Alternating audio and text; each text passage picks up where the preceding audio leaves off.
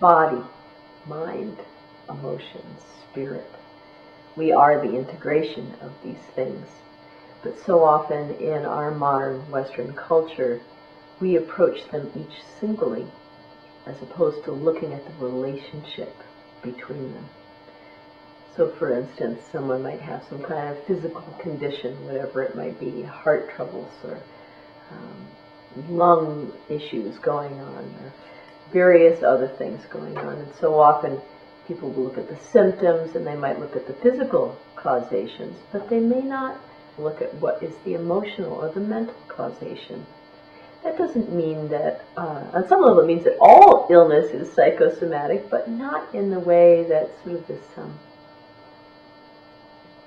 kind of way to approach illness from like it's only that and that's the causation. It's usually a combination of things that brings things about. But for people particularly who have challenging conditions or chronic things that keep coming back, it's particularly helpful to get a handle on perhaps what is these deeper levels, the emotional level, the mental level. What are the relationship between those things to the physical? And oftentimes when you can resolve how things are held on a mental and emotional level, the physical body responds with wellness. And I've seen it over and over again in the ShamaSoma work, and it's very exciting to be able to look at what that is.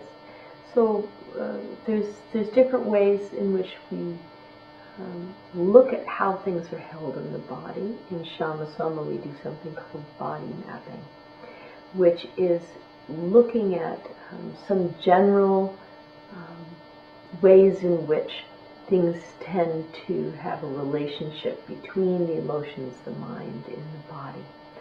So sometimes when people are having lung issues, we might pay closer attention to where there might be grief, where there might be sadness, where there might be loss, or where there might be unshed tears.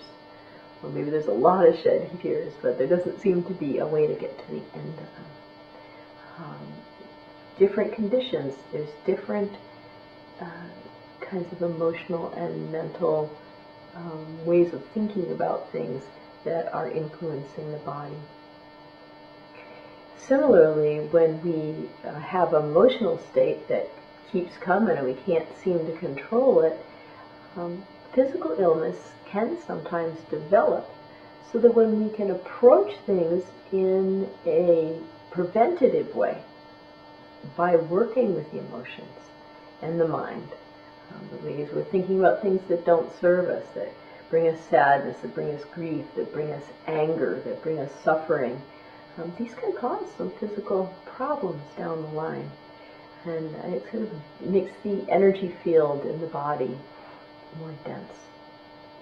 And physical illness is sort of the psyche, the body's, the organism's last-ditch way of saying, hey, there's something terribly wrong here. But if we can approach these things while they're still in their energetic form, or still in their emotional form, or they're still a thought form, it's easier to turn them around. So this is part of the beauty of ShamaSoma, and I would love to be able to share it with you.